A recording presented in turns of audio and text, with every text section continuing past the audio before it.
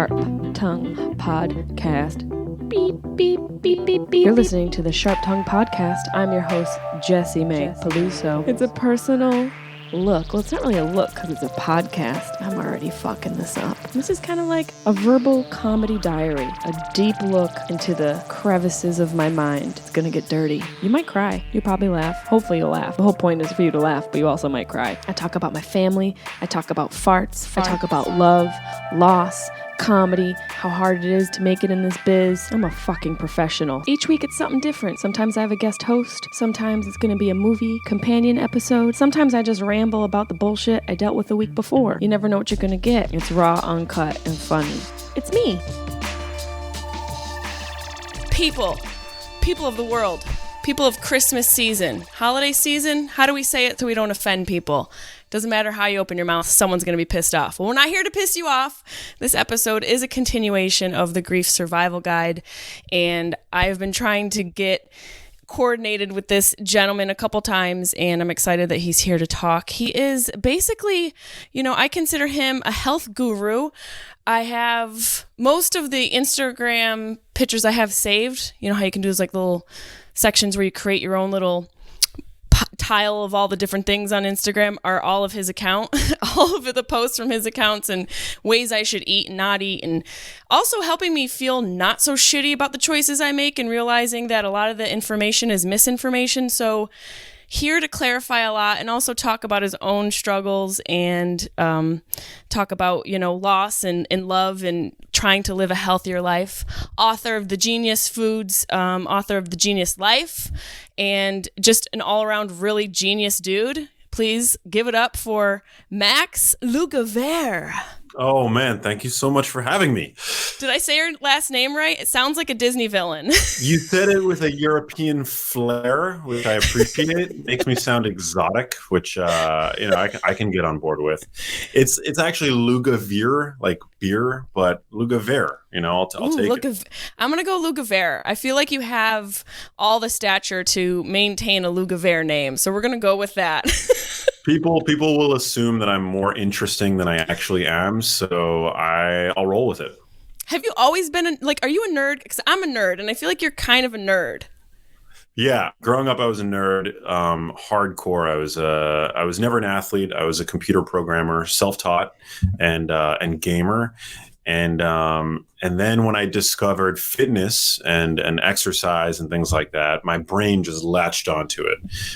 Because I saw it as a way to transcend my shy, introverted, low confidence self back in high school.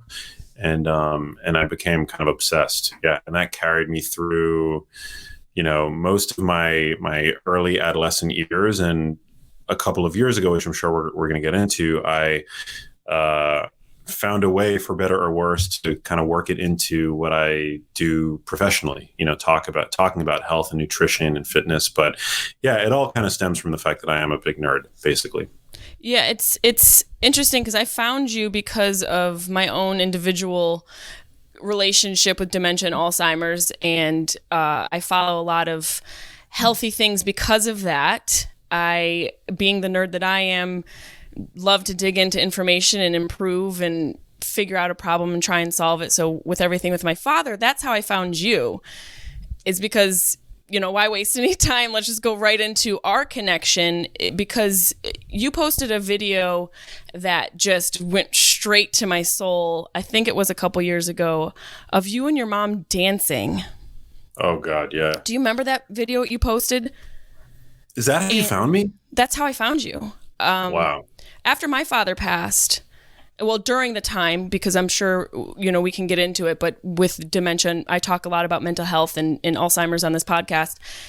It's not a very short process. It's a lengthy thing. So you sort of have time to deal with stuff and learn things. So in that process of my father being sick, I was just reading books and trying to find ways to get ahead of this and learn. And that's how I came to find you, is because Instagram, although, you have your Fit T models portion of it, there's also great information.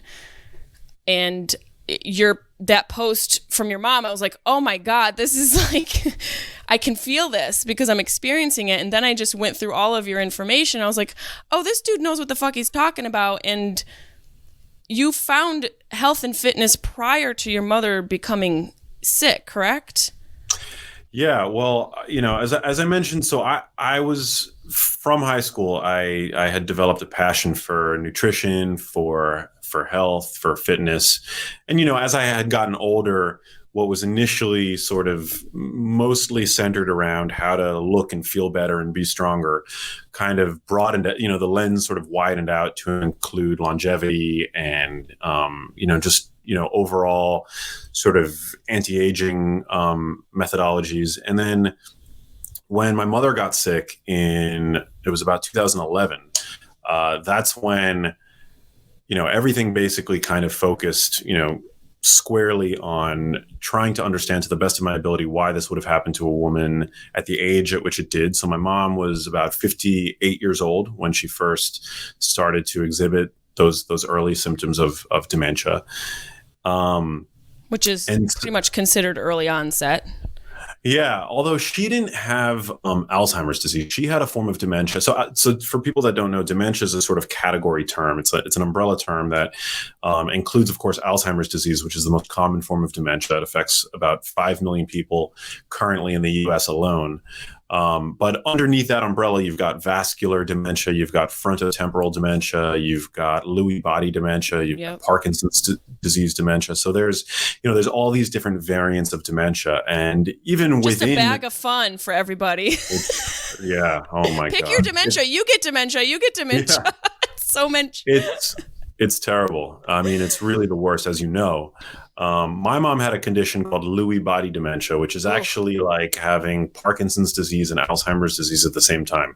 It's actually what it was revealed Robin Williams had just prior to his killing himself, which was, so heartbreaking. And so my mom had that for many years. And that video that you saw, if you could consider like an even more tragic twist to the story, my mom over Labor Day of 2018 was diagnosed with pancreatic cancer on top of the dementia. And that video was me and her dancing to one of her favorite songs in her living room, and she was dying at that point. That was after the diagnosis, and she had about they projected a 3 to 6 month window of time that she had left, and it was the most difficult period of my life by a long shot. Like, it was just so tragic and traumatic and awful, to see, the person that you love most in the world declining in such a rapid way, in such a relentless, unstoppable and unforgiving, and just, it's just it's terrible. So that was a video that was just like a slice of a moment that I had with my mom. And the irony is that, and I'm sure you know this, as well, that like each of those little moments, whether it's a 2-second long, flash moment or a period of an hour or 2 or 3, they're all so meaningful, mm-hmm. And like, even if it's like a nanosecond of a moment, even if it's like the way that your loved one looks at you, you'll remember that for the rest of your life. You really will. It's, I don't know about you, but I'm a very joyful person. I wake up happy. I tend to not go too deep or too dark. I certainly have my moments, but I'm blessed in that I have a very positive outlook. But experiencing this disease and having gone through it with my dad, it brought out such darkness in me and anger that I didn't know that I had. Did you experience any of that? Frustration, anger, guilt, like wondering whether there was more that I could do, whether I did everything that I could. What were some of the more beautiful moments? I also try to find the miracles, because you really, as hard as things get, once it comes to some practice, you do have a choice. You have a choice to focus on the grievance or the miracle in the moment. What were some of the miracles going through those hard times with your mom that you remember? I mean, just I remember, I mean, there are so many of these little moments, but I mean, one example. So I have some friends that run a podcast called Mind Pump, and it's a fitness podcast, and I'm friends with them. And these guys, they're all like bodybuilders and stuff, but they're the sweetest guys that I know in the space. They're like my go-to, fitness dudes, and we have such an incredible bond, me and the Mind Pump guys. And I remember that they were planning some kind of event during that time, and I couldn't make it. Obviously, I was gonna go, and then my mom, there was that diagnosis, and I just realized that there was no way that I was gonna be able to go to that. And so they were so kind and sweet that they asked me, what it was that my mom really loved, in life. And one of the things that my mom loved more than anything else was music, specifically 60s artists, the Rolling Stones, the Who, and things like that. And so the Mind Pump guys bought this book, this coffee table book of rock and roll photography from the 60s, and they sent it to me in New York to show my mom. And I just remember showing her the book and flipping through the pages with her, and she just lit up. She was so there was so much joy just emanating from her face. Her quality of life at that point had become so diminished. How are you able to, for both of us, you being an author and a speaker and a health aficionado and running a successful Instagram page and all of that, that takes a lot of work. And when you're going through something like that, where you're basically grieving somebody while they're still alive, were you able to work? Did you have to take time off? Did it motivate you more? How did the grief of losing your mother affect your ability or inability to work? Such a good question. I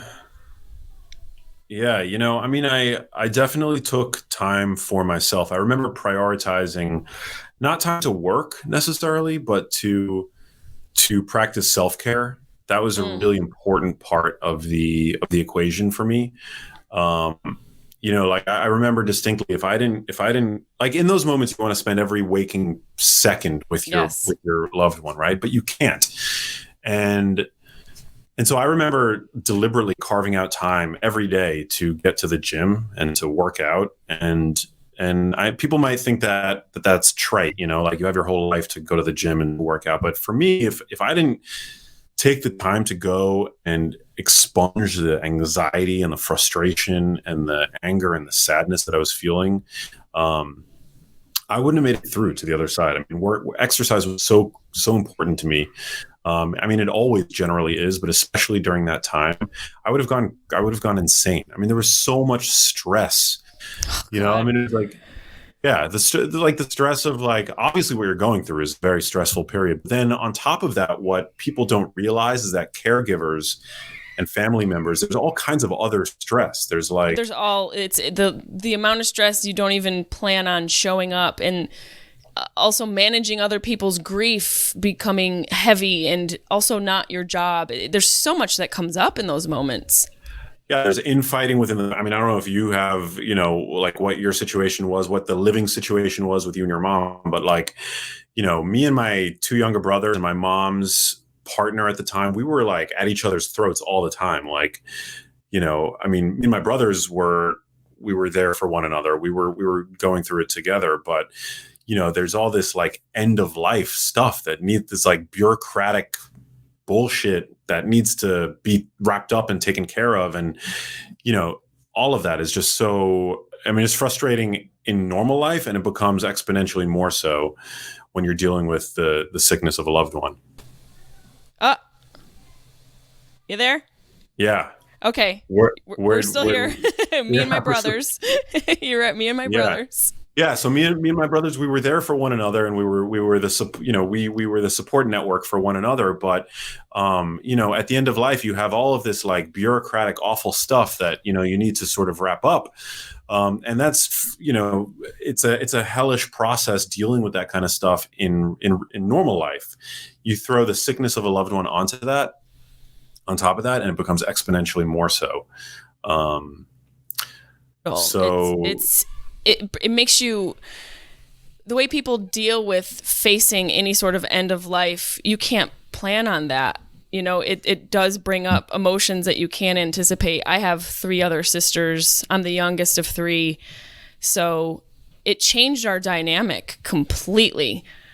And it also, really isolated people's own experience with our dad. Like, I had a amazing childhood. He was always around, but my older sisters are from another marriage, so they had a different connection. So their grief was a little bit more traumatizing, I think, because they couldn't make up for lost time. You know, they were facing losing somebody who maybe they, when you sort of hold grudges and you get older and you are mad at your parents for not being there, and then when you're faced losing them.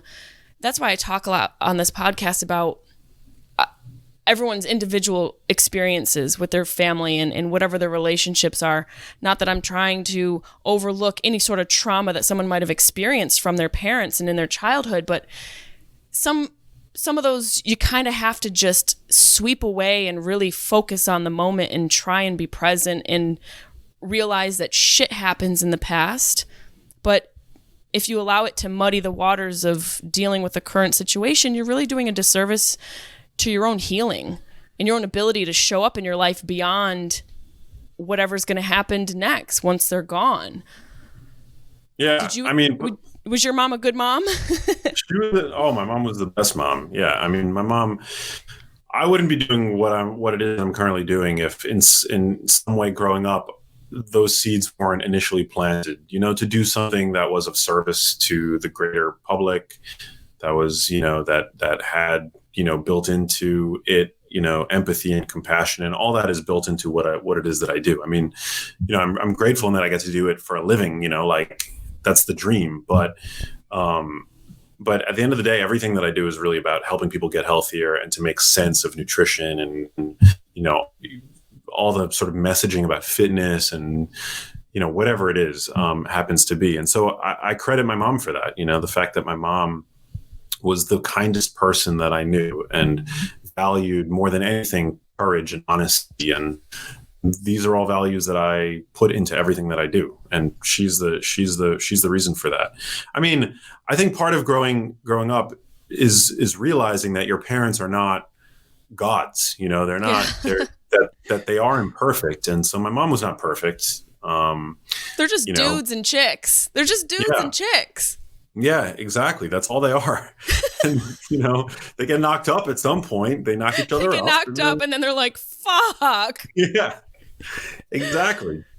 Exactly. But that's the test, that's the test. Like my mom and dad did, they fought like crazy. My mom exposed me to things that about the marriage and, probably was a little too emotionally codependent on me, in many ways. Were your parents together when your mother was sick and in her passing? No, they got divorced when I was 18. They fought my entire childhood. And wow. Are we from the same family? Maybe. Maybe. I mean, it was a shit show, but but they stayed together because they loved their children, me and my younger brothers, and they had a business together. So they stayed together for the business. What kind of business did they have? My mom and my dad, they were clothing manufacturers in New York City. So they were that's so cool. Yeah, they were like second or third generation New York City Jews. And so they did what most Jews that industrious Jews did. Well, rather than become doctors or lawyers or whatever, they went into the garment center, which in New York it's been referred to as the schmata business. And so they got into that, and they came from nothing. They were poor AF growing up, and they. But they had this like entrepreneurial drive, and my mom had a thing for fashion, and they created this women's clothing, the sportswear company, and they ran that for 20 years together. That's hard. Doing that in New York, that's a hard business to get into, especially like as a couple. So you come from an entrepreneurial spirit. Entrepreneurial. Yeah. It's a hard word to say. Entrepreneurial. Am I saying it wrong? I mean, I've already started with your name wrong, so I wouldn't be surprised. Sounds right to me. Sounds right to me. I mean, I'm I'm not the arbiter of proper pronunciation by any means, but I think you're doing a pretty good job. Thank you. I need your support. I need your support and motivation. It's tough. Entrepreneurship is hard. I mean, that's what like any artist today, like you're an entrepreneur. I've had to become an entrepreneur. I would not make it in any corporate job. I just would get fired. Oh my gosh. I would get fired. I've gotten fired. So, and I'm like, cool. This is like, thank you. Thank you so much. You mean I don't have to listen to you tell me how to do things, which are wrong, by the way? Yeah. All the way you do something is wrong. That's why I would never survive in corporate America. I'm too headstrong and I have my own way of wanting to do things. Now you just get told how much you suck by thousands of Instagram commenters. That's what we've traded. By people who sit at home, I love you all, but some of you are real pieces of shit, okay? Some of you are real pieces of shit, and I don't hold it against you because it's a vicious cycle. Sometimes you're raised by a piece of shit and you become a piece of shit, okay? Max and I are not here to judge you. We were raised by really great people. It's called, you got to eat crow at some point in your life, whether it's through like your singular asshole boss or from thousands of vitriolic YouTuber, Instagram commenters, and we've chosen the latter. So. We have, speaking of, you're talking a little bit about the food and like your health and all of that. I want to, before we go, I'm going to get some of your advice for people listening about grief and things like that. But I do want to jump into our food and our nutritional, basically, like, what are some of the nutritional lies that we've been fed as a society that you see keep coming up? Oh man, there's so many. There's so many. Well, the notion that you need to eat, 6 meals throughout the day to stoke your metabolic fire. I think that's, this idea that you're supposed to be eating around the clock. I think that's been to the detriment in many ways of public health. There's no need for breakfast, and in fact, earlier dinners. Shit, Max. Yeah, shit. Yeah. No need for breakfast. There's no real need. I mean, consistency is to some degree important. But yeah, I mean, there's no necessity for like waking up and having that bowl of cereal or whatever it happens to be, the glass of orange juice as soon as you wake up. There's no need for orange juice. Like, what, you might as well just suck on a sugar lick, like some sort of Clydesdale. Exactly. It's just a glass of sugar. Just a glass of sugar. More sugar in actuality than most soft drinks. It is alarming. I'm kind of excited about this idea that breakfast isn't necessary, because if and when after COVID we do get back to a normal life and there is some frolicking, then that would give me an excuse just to kick the guy out the next morning, or for me to leave. Like, there's no breakfast. I have to go. I can't stay here. There's nothing for me here. There's no waffles. So bye. See ya. Yeah. Yeah. There's no, I mean, whatever works. Sorry, Max. Did I make you blush? I apologize. Let's stay on course. Look, whatever you got to do, you got to use what you got to get what you need. Yes, exactly. So we don't need breakfast necessarily. Maybe we're eating too much.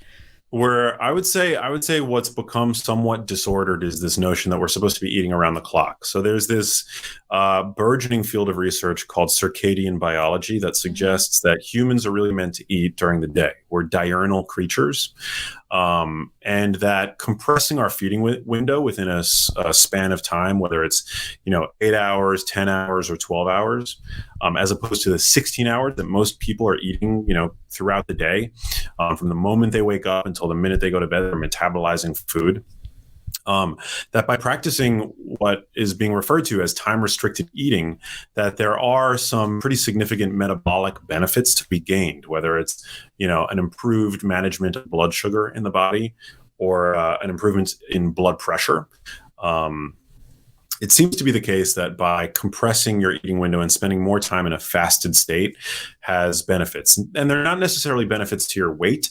The research on time-restricted feeding, and it's not like a magic bullet for weight loss necessarily, right, but it seems to be beneficial from a metabolic health standpoint, which is important. And also statistically, we know from research that only about 12% of the U.S. population would qualify as having good metabolic health. Damn. And so yeah. Is that because a majority of us have like high blood pressure and diabetes and like all sorts of heart problems? Probably due to our nutrition, right?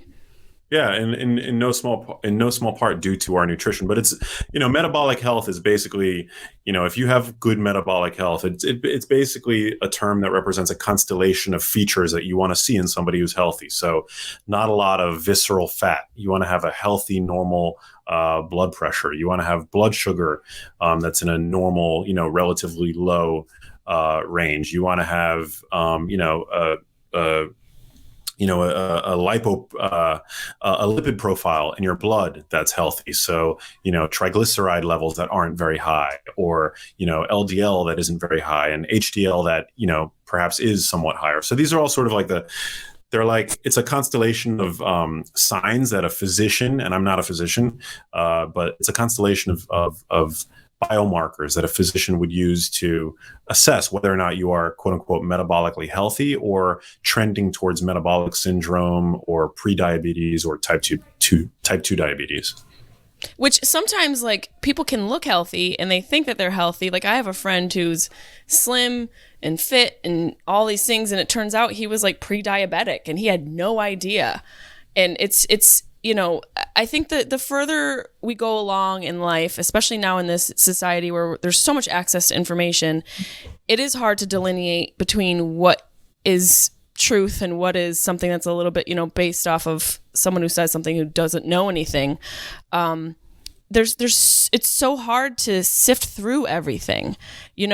For someone like me, I don't do dieting. I try to sort of implement like what you're saying. It's like an amalgamation of things that you put into your life to sort of resemble some health, exercising. And for me, I realized the value of sleep through this whole process of learning a lot about mental health and things with illnesses like Alzheimer's. Like the value of sleep is something that, to me, I remember this one time my agent said, if you have to sleep less to get the work done, you should.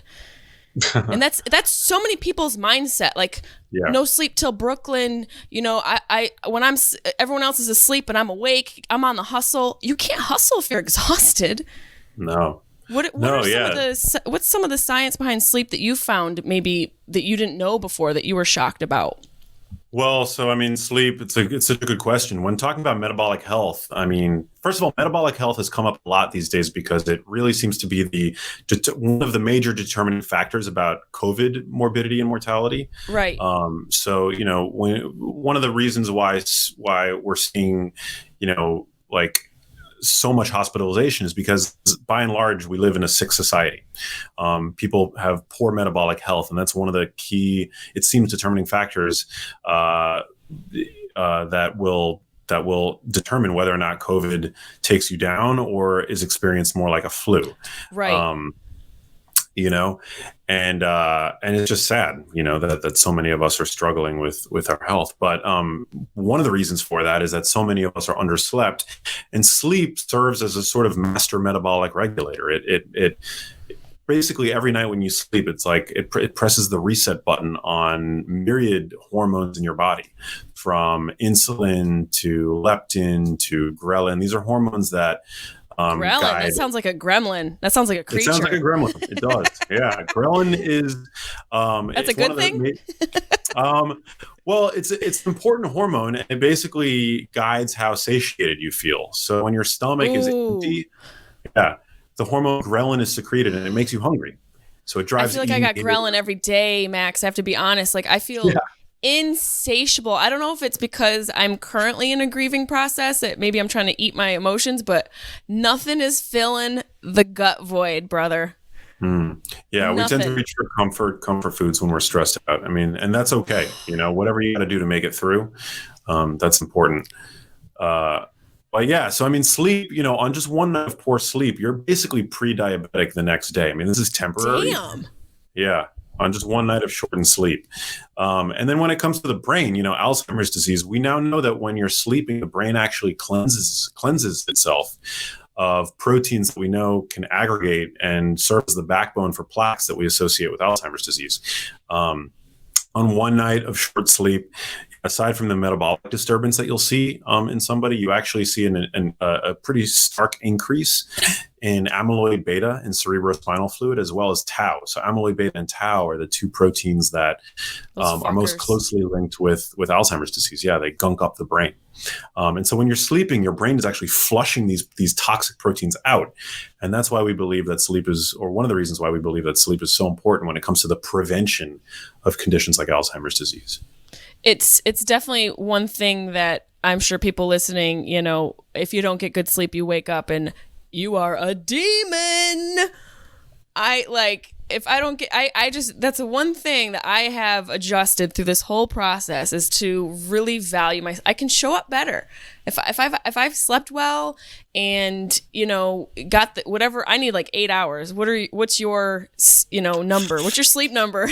I'm with you. I'm like an 8-hour person. I like some people claim that they can get by on reduced sleep, 6 hours. I'm like, no, thank you. No, I go to bed. 6 hours for the birds. Yeah, exactly. No, yeah, exactly. No, I definitely, I thrive on good sleep. It's super important. I had a debate with my sister recently about, and I've had this debate with other people about the availability of healthy food and it sort of playing a role in a systemic issue where people who live in bad neighborhoods, low-income neighborhoods, they don't tend to have the greatest restaurants. This is just from my own personal experience. I've lived in, many neighborhoods that were dangerous and low income on my way up when I was living in New York City. I did the broke girl circle all around Manhattan, and there's just the KFCs and the McDonald's and all the drive-thrus and all those fast foods. And to me, I find they tend to be in these lower income areas and that type of person seems to suffer a lot with illnesses and disease and all of that. Do you think there's any correlation between the environment you live and your ability to eat healthy? Or is this something that people should just know to do? Yeah, it's a really good question, and it's a very important question. And yeah, you're right. I mean, these junk food manufacturers and fast food companies, they all practice predatory marketing, and they aim specifically for these like low income, people, which tend to be people of color, minorities, marginalized communities. Yep. And it's super problematic. I mean, I think that one of the major barriers is truly education. Yes. We all have access to the internet these days. We have access to a TV, and I think at the end of the day, people need to good information can really change the way that a person operates. Knowledge is power, and even in low income areas, I think it's possible to eat healthily. You just have to know how to do it. I think, when it comes to buying things like orange juice, which we talked about earlier, or sodas, sugar sweetened beverages, which are a major, linchpin in the obesity epidemic. For many people, I think it's just knowing to avoid those things, and to save your money that you would otherwise spend on those things and put it towards higher quality food. We also live in a time where, thanks to the internet, we have all kinds of shipping services right now, whether it's, Amazon, or these smaller companies now that have subscription, they'll send the highest quality meat possible to you, no matter where in the country you happen to be. So, I mean, we live in an amazing time where I think access is becoming less of an issue, but we still need to penetrate those areas with knowledge and information. And that's where, I'm so grateful when I get to come onto various podcasts like yours, that are reaching people that aren't necessarily tapped into the nutrition sphere on social media. Right. So it's a way to sort of Which is huge. Yeah. It's there. If you guys want to start somewhere, start with Max's page and then go from there. Just trust me on this one, because you also the one thing that I love seeing when you post like, don't feel guilty about eating, fat, meat, salt, the list of things that you've been told to avoid. You have a very healthy outlook on people's idea of how they should limit what they're eating, But you made me think of something that I remember. Speaking of education, can you educate me on, there's a word, glutathione? Yeah, what the? According to you and things I've read, it's like gangster. What is it? It's pretty gangster. It's the body's master antioxidant and detoxifier. Okay. And that we produce. We produce it in our liver. We produce it, all around the body. And it's basically an antioxidant. So people take, they're familiar with antioxidant vitamins like vitamin C and things like that. But it's the most powerful antioxidant that your own body makes. We also eat it to some degree in food. Like they've found glutathione in pretty high concentration in certain mushrooms. But yeah, like porcini like mushrooms. Shrooms, like going out into the woods and kind of like seeing Jesus type of shrooms, or like shiitake? I don't know about those kinds of shrooms, although those provide other value, certainly. But yeah, the porcini, the portobello, they're also quote unquote medicinal mushrooms like lion's mane and cordyceps. I'm a big mushroom fan. So it turns out that, yeah, they're great.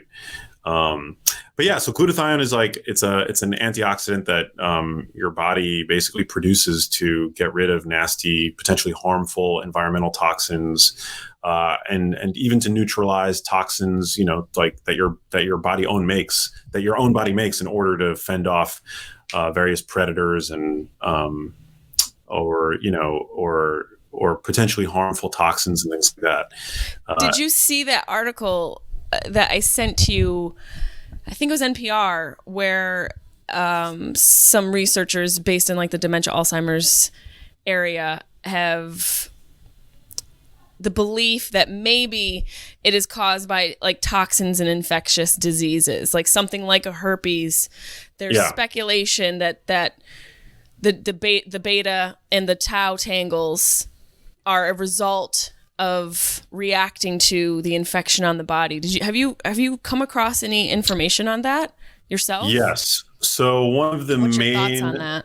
One of the main researchers who actually identified that phenomena is Rudy Tanzian. He's up at Harvard, and I've had him on my podcast, The Genius Life.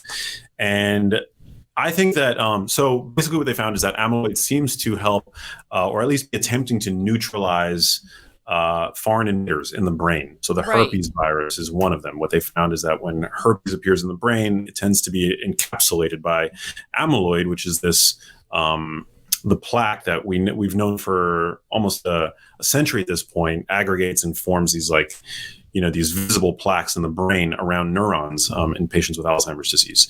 But actually, amyloid isn't exclusive to Alzheimer's patients. We all generate it in our brains. We all, by the time we're older, generally there's some degree of plaque accumulation. There's also plaque that forms in, other neurodegenerative conditions. But the idea here is that amyloid is not necessarily a bad guy. It's there at the scene of the crime, and it probably is serving some evolutionarily important purpose, to serve, in some way as a sort of immune function in the brain. Yeah, amyloid's like, bitch, don't come in here and try and fuck up my house. Amyloid's like me when people come over, like, take your shoes off at the door. Don't let your dog up on my furniture and stop messing my shit up. From now on, I'm going to have your voice now as like the voice of amyloid in my in my brain. So thank you for that, Jess.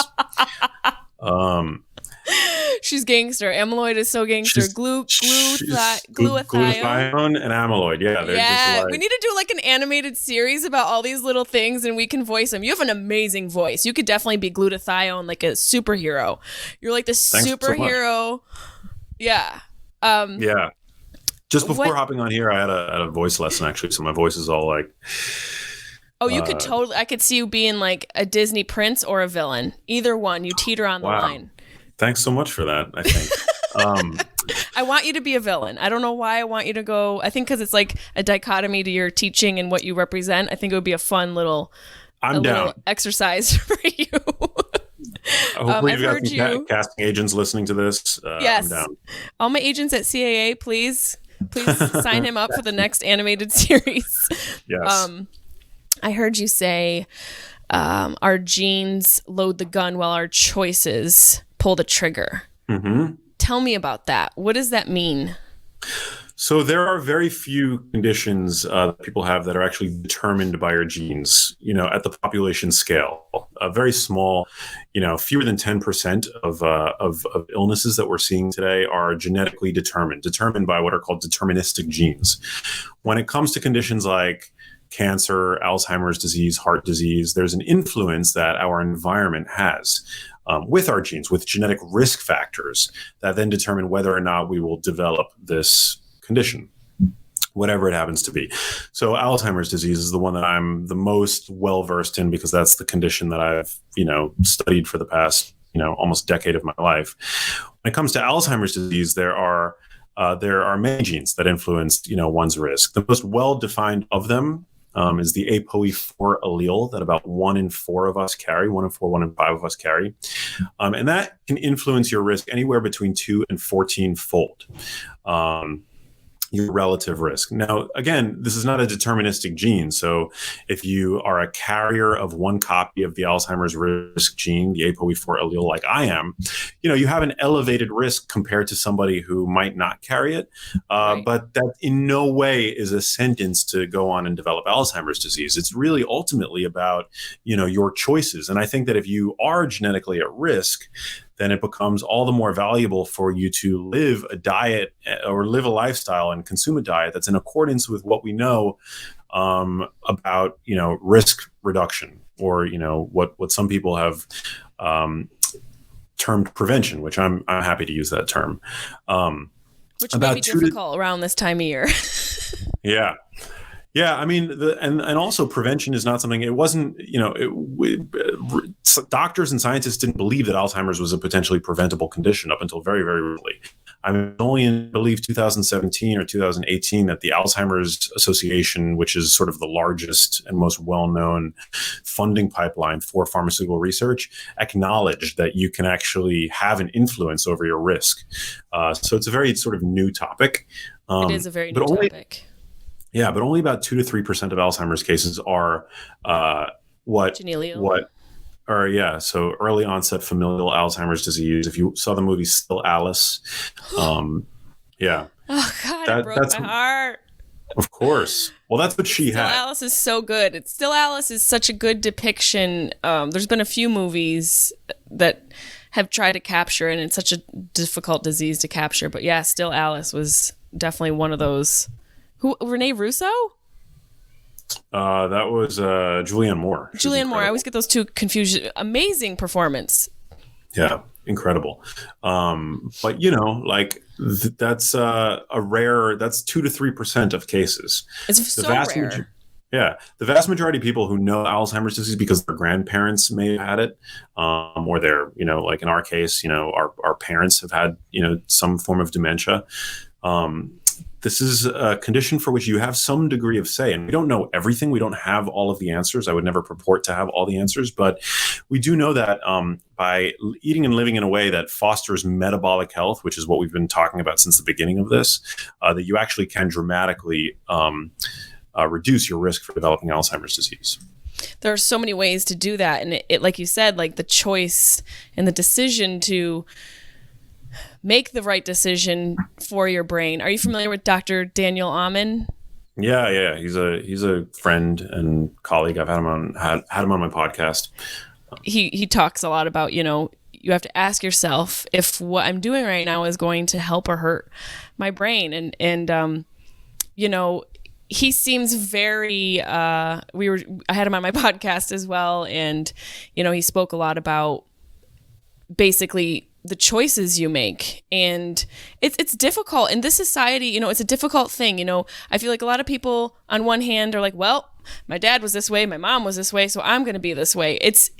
There's so much power you have within your own being to truly dictate what your health trajectory is going to be.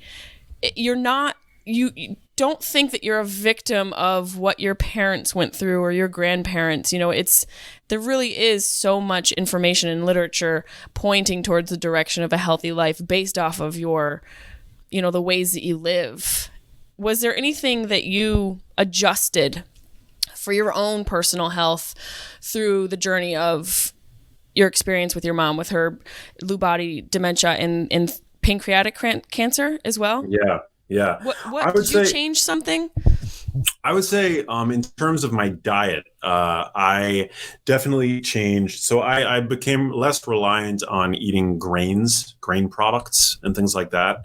Right. Just really sort of low quality food. I became hyper vigilant in avoiding ultra processed foods to the best of my ability. And, I'm not, I don't pass judgment on people who consume them. I certainly do still consume them, but I try to moderate my consumption of them. Packaged processed foods that, are shelf stable, comfort foods. We all, love to have comfort foods around, especially during stressful times. And we all know that, the past year, if anything, for all of us has been a stressful time.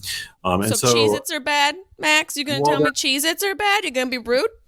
I would say they're worth avoiding. But if they're your favorite thing in the world, then have them. Fucking favorite. Are they? Yeah. I don't eat packaged shit. But like if I see a bag of Cheez-Its and I'm on the road, I'm like, well, I'm on the road.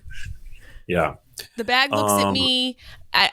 There's this like thing that happens, and it's a pure love connection. Truly, I don't want you to be jealous because I kind of feel like you're getting jealous of the Cheez-It bag, but I'm just letting you know I do love some Cheez-Its. This is you're just like seducing one another.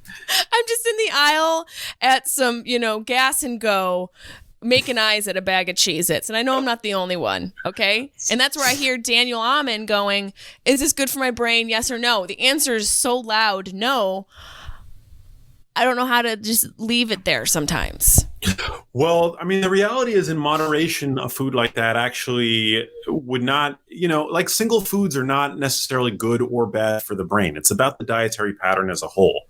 Okay. And that's where I think sometimes, diet culture on social media can be a little bit misleading, like that bag of Cheez-Its. Yeah, it can be very dramatic, right? That bag of Cheez-Its, although, it's not the healthiest food in isolation. If that's all that you're eating in terms of a diet that is, in the overall sense, very nutrient dense, and, rich in healthy fats and ample protein and, phytonutrients from whole plants.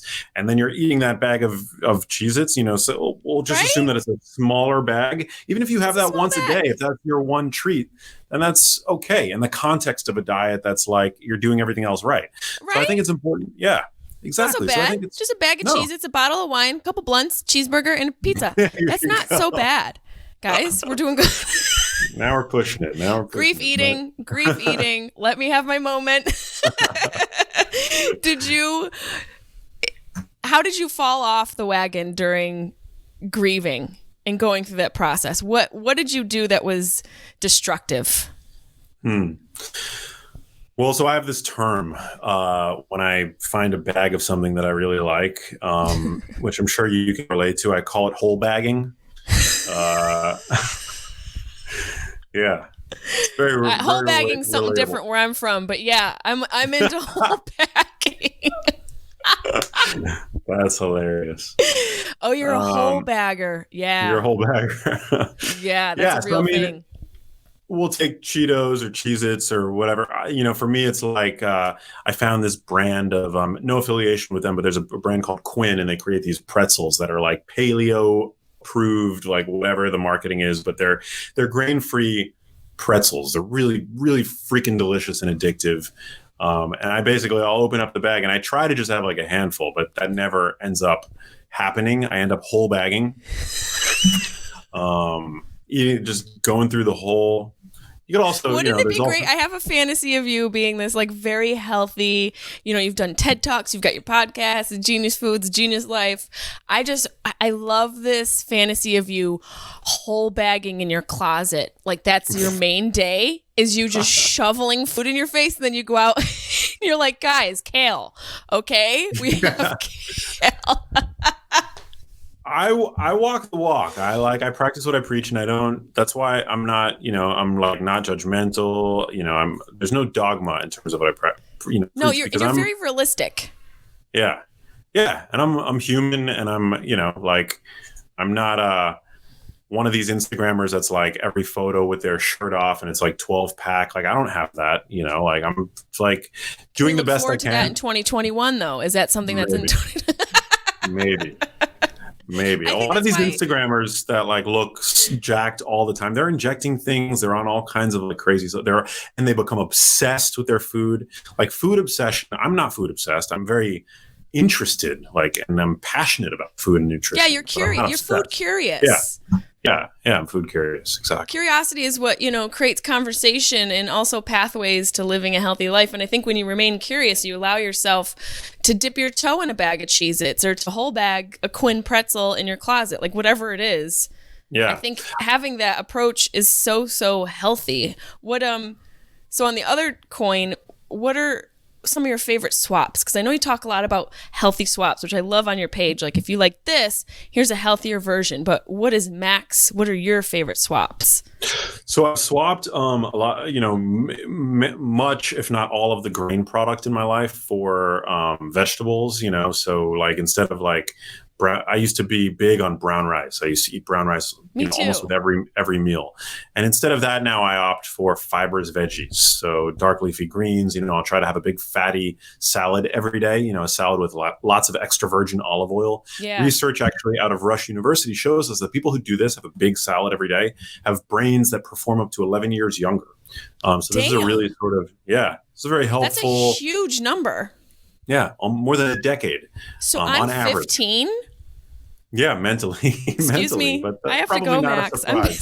Probably not a surprise to many of your listeners. I'm kidding, but no, it's very helpful. Very helpful. I think. Were you a bread eater? Are you a bread eater? I was a big bread eater. Tell me what's the truth about bread, man. So, son of a bitch. Bread is an ultra processed food. It's commercial bread is loaded with, it's actually one of the top sources of dietary sodium in the US, bread and rolls. And, I'm not saying that sodium is necessarily a bad thing. It's an important, mineral. But, by and large, Americans consume a ton of it from processed foods. It's also, a very reliable source of processed grains, which, send your blood sugar through the roof typically, and provide very little nutritional value other than the synthetic vitamins and minerals that wheat is usually in the modern world fortified with. But it's not really a high quality food. Max, happiness is quality. Okay, when I eat a whole pizza, I feel so happy. Yeah, it's a little bit of bread here and there. Many people have problems with digesting gluten. I've come across that recently. Yeah. It gives me headaches. It makes me like cloudy. And is that a real thing or am I imagining that?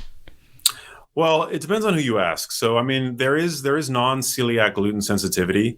So celiac is a condition. Celiac disease affects about 2% of the U.S. population.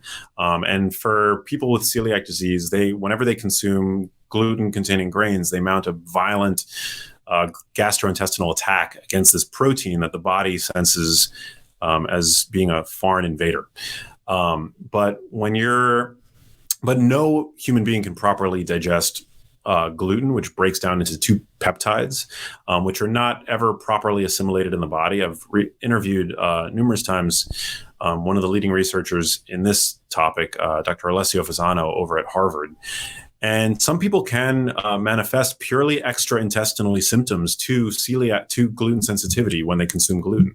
So these are not necessarily symptoms that you're going to be able to perceive with unmistakable certainty like you do a stomach ache. They might experience brain fog. They might experience, anxiety and things like that.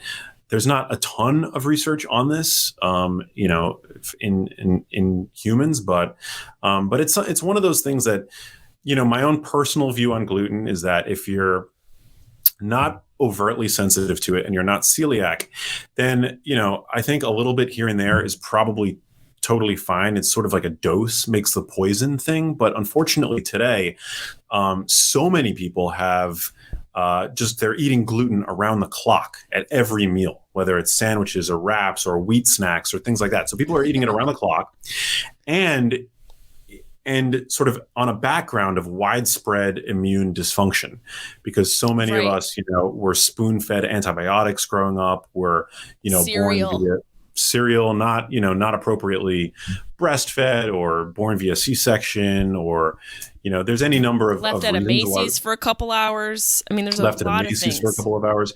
Yeah. So sort of in that context, we're seeing gluten, which is a protein that can, in a certain type of person, instigate, autoimmunity or sort of immune confusion, in this context of widespread immune dysfunction. So for me, I think that it's one of these things that you're probably worth, minimizing in your diet. I personally avoid it, and I'm not celiac. And what about, okay, that's fair, minimizing it. What about bread? Like, I'm from upstate New York. Syracuse, New York is where I'm from, and it's where I'm currently at for the holidays. There's a bakery called Columbus Bakery, owned by a bunch of Greeks. It's Italian bread that they make. It is the greatest. When I say the greatest bread, I'm not being like regionally specific and being like, this is my town, it's my fucking bread, you guys, it's the best.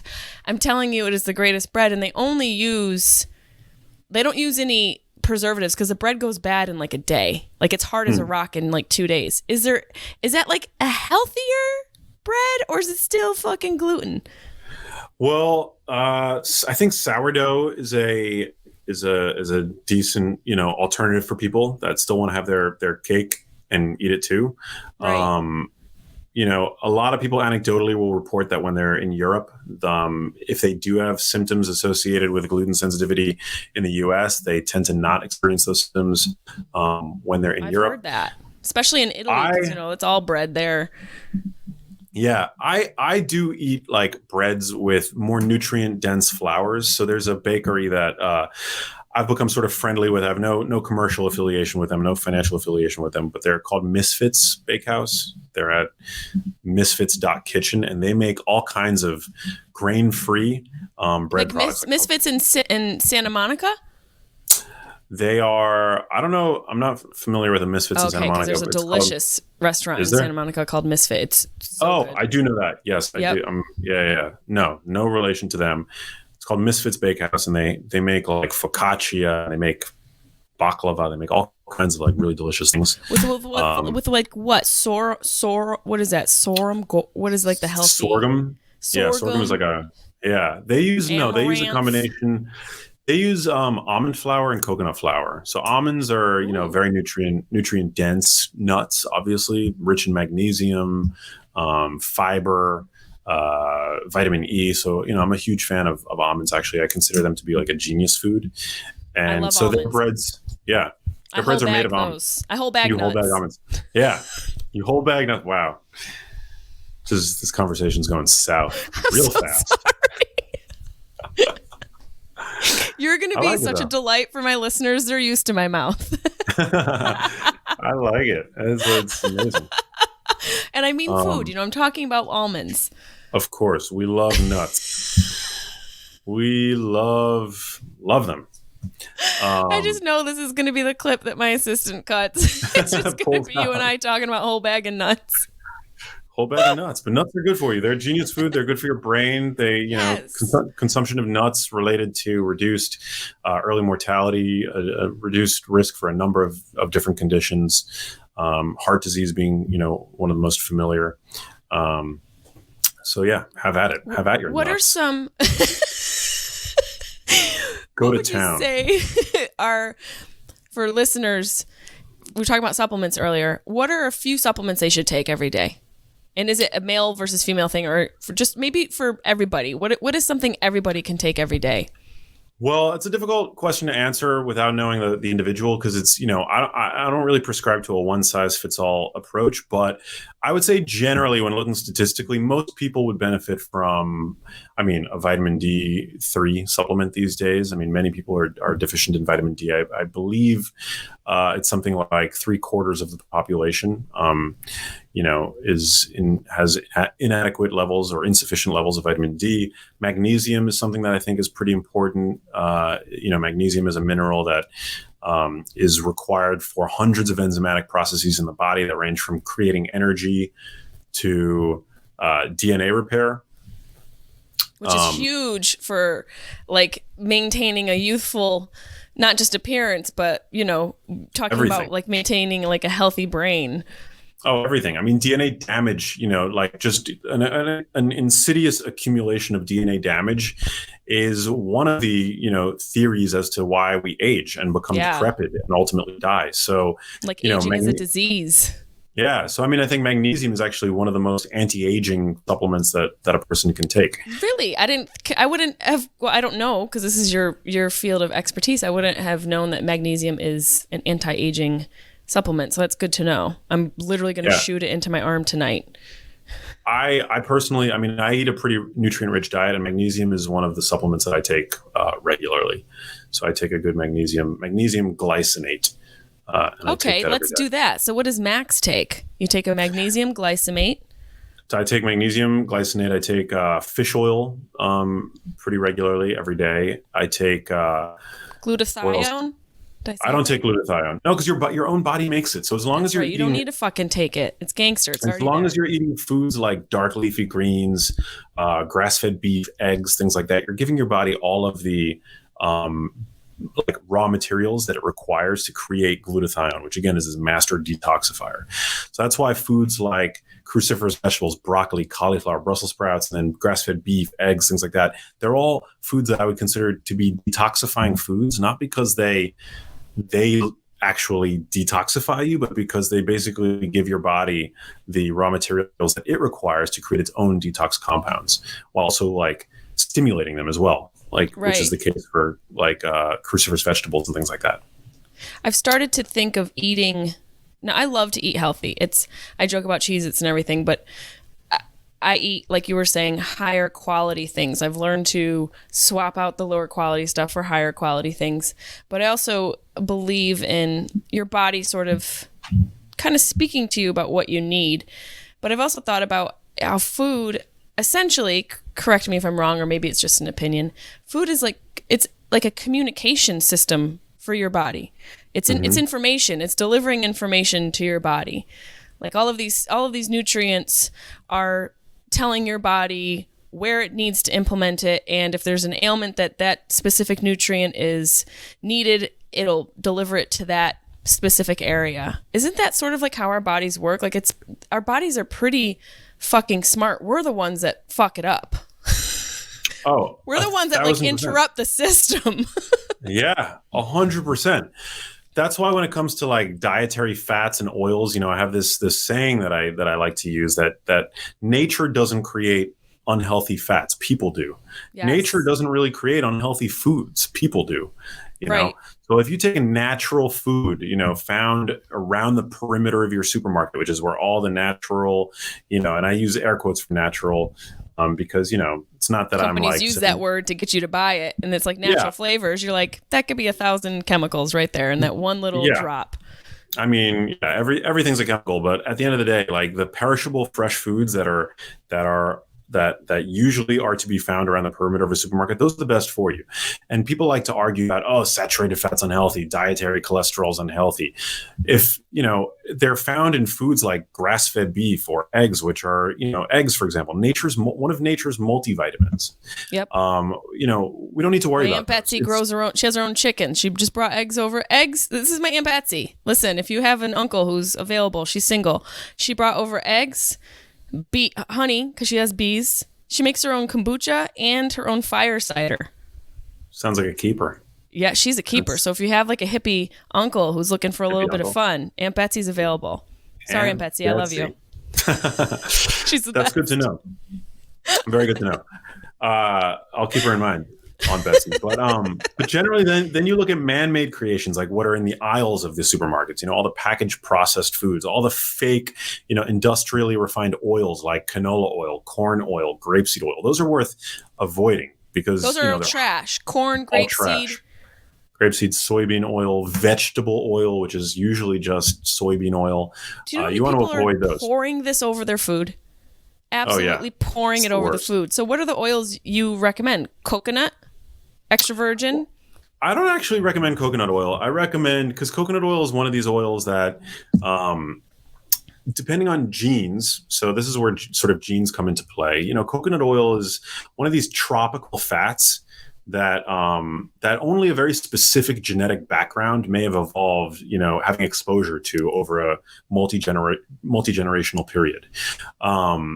So, I think some people do really well when consuming lots of coconut oil, but generally that's not a kind of oil that I would recommend publicly that people should start, adding into their diet.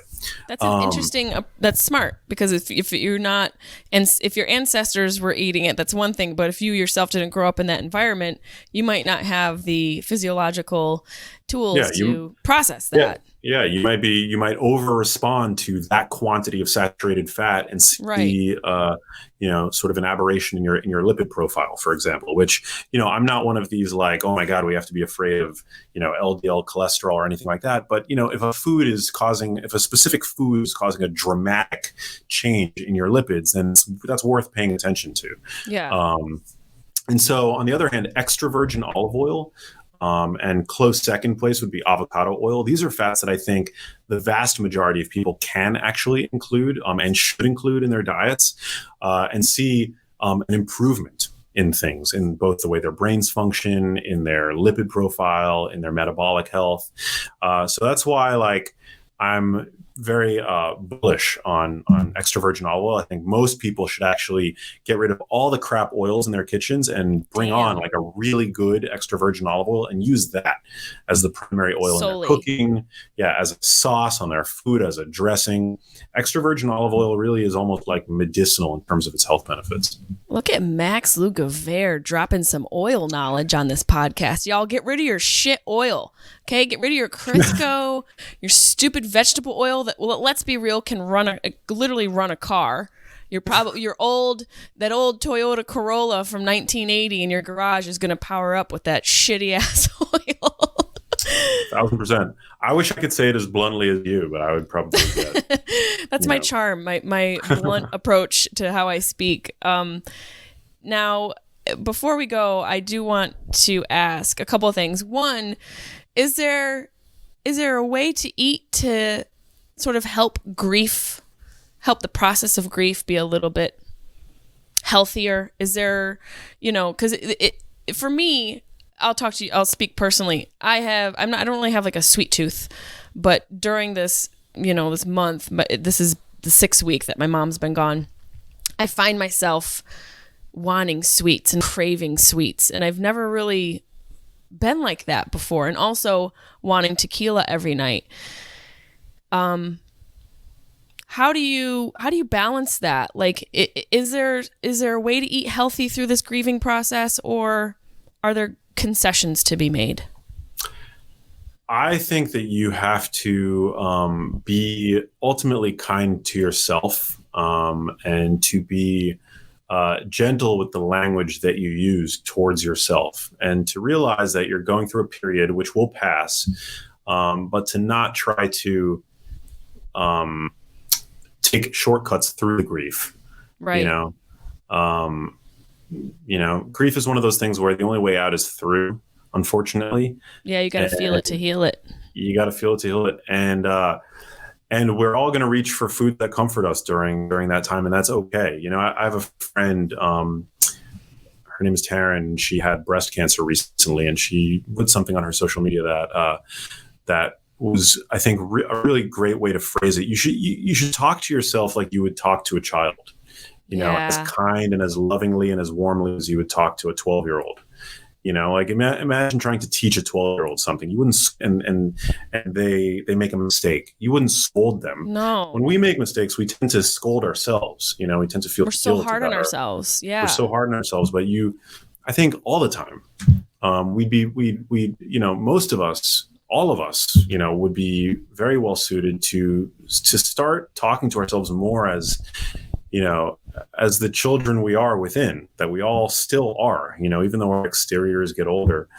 So to be kind to yourself, and being kind to yourself sometimes means, not overindulging, Right. getting to the exercise, continue to do the things that, make you feel good and are going to be good decisions for you in the long term, so to keep the long term, even when you're going through this grief and you feel like you can't even get out of bed sometimes, to keep your eye on the long-term prize, to know that you're going to get through this and that ultimately, you're going to want to be and feel healthy and to not go through, to do what you can to maybe be a little bit better off, than your loved one, somehow, Yeah. if we have any control over the kinds of conditions that we're talking about, depending on what condition it is. It is important to realize that grieving is a healing process and that through this process, self-care is vital. And like you, I work out every day and journal and meditate and all of those things. So, I used to be a little bit of a drinker, not anymore, but then this process of I have a couple tequilas at night, I'm not getting sloshed drunk, but even a couple tequilas for me is like a lot. But I haven't felt guilty about it. I have a pretty healthy outlook. I know a lot of people struggle with guilt and talking to themselves in a negative way. So I think that's a really important statement that people need to hear, is to be kind to yourself and to talk to yourself like you were talking to a child, because we all still are a child. We're just, our vessel has aged a bit, Mm-hmm. What would you say before I let you go and whole bag it? What would you say grief has taught you? What was the greatest lesson you learned through grieving? I mean, at risk of sounding cliche, that time really is the only, you really time heals all things. And, the pain gets, it's always going to be there. You're always going to, experience little moments that kind of poke at the sensitivity, and remind you of what that loss, felt like at the very beginning. At the very beginning, it's just everything is so sensitive and painful and raw and real. But over time, I think it gets better. And time is really the only thing that can do that. You just kind of have to continue to treat yourself well and to allow yourself to experience, every feeling that you feel is valid. At That's any given really time. important. Yeah. Every feeling you feel is valid. That's such an important statement for people to hear. Yeah, every feeling that you feel at any time is valid, right? And we should acknowledge those feelings and allow ourselves to feel them, as opposed to, trying to numb them, with whatever it may be, food or alcohol or drugs or pharmaceuticals or, even Big fat blunts. right on the windowsill, because I'm the aunt and I have to put it up high so the kids can't get it. I'm looking at the joint. It's up on the windowsill. Oh man. Now, yeah. What last thing I want to ask you? What's a word of advice for people dealing with someone they love who has a form of dementia, Alzheimer's, Lewy bodies, Parkinson's? What's a word of advice for people going through that process? Show as much love as you can to both your loved one as well as yourself. Try to do what you can to to do your own research, to inform yourself, to arm yourself with knowledge, and then teach that knowledge, but to teach gently. That's something that I learned with my mom when I started doing, all this research into diet and brain health. I felt very compelled, to try to uproot everything in my mom's life and to put her on the max diet, before I had written my books, and to do whatever I could to try to get her to adhere to, my version of what I had ascertained to be the brain healthiest diet, and I would certainly do that for myself, but ultimately people live the way that they want to live, and they should be free to live the way that they want to live. And you don't want your your perspective on how another person should live to interfere with the relationship that you have with that person. For example, if you take away from this podcast that you shouldn't be drinking orange juice, and you have a loved one with some kind of dementia and you see them drinking orange juice, you don't want to get mad at them for drinking orange juice. You don't want to scold them. You don't want them to feel guilt or shame when they choose to enjoy a cup of orange juice when quality of life generally for somebody with dementia becomes so diminished. So to kind of, to take all this information and to arm yourself with as much information as possible, but to not become like a zealot about it, Yes. To not let it affect your relationship, and ultimately to teach, as best you can, but to do it gently and to acknowledge, to know that people are going to live the way that they want to live, and that's fine. You just kind of have to let them. Well, if you guys, yeah, go ahead. Yeah, well, you change your own life, do what you want, with your own life. But when it comes to like with other people, that's something that I learned with my mom early on. Like I would try to keep the cookies and the things like that I know that would bring my mom joy out of her house for a little while, and I realized that wasn't the best way to do it. My mom would have the cookie. She would end up having the cookie, and she would feel like there was a period where she felt like a very small window where she felt like, she needed to like hide it from me. And then when I saw that, I realized, okay, I don't want my mom hiding anything from me, or feeling guilt or shame about anything that she wants to do. So I completely backed off, took my foot off the gas. And that was a profound learning experience for me, Yeah, to sort of, try and find a balance between taking care of yourself and taking care of them while not going crazy in the process. Exactly. It's definitely a balance, and there's no perfect way to do it, but you guys, I implore you to please check out Max's page. It's endless information and entertaining, and he's going to have shirtless posts in 2021, which he promised here on this podcast. That's it's legally binding. Check out his book, Genius Foods, also The Genius Life. And what else would you like to promote? Anything? Tell my listeners where they can find you, where they can eat you up, Max. Yeah, that's it. I mean, my Instagram at Max Lugavere, Lugavere, and then I have, if you like listening to podcasts, which I'm assuming you do, I have my own podcast. It's also called The Genius Life. So check that out. And it's Lugavere, please. Lugavere, yes. Okay, Thank Lugavere. you. Thank you so much.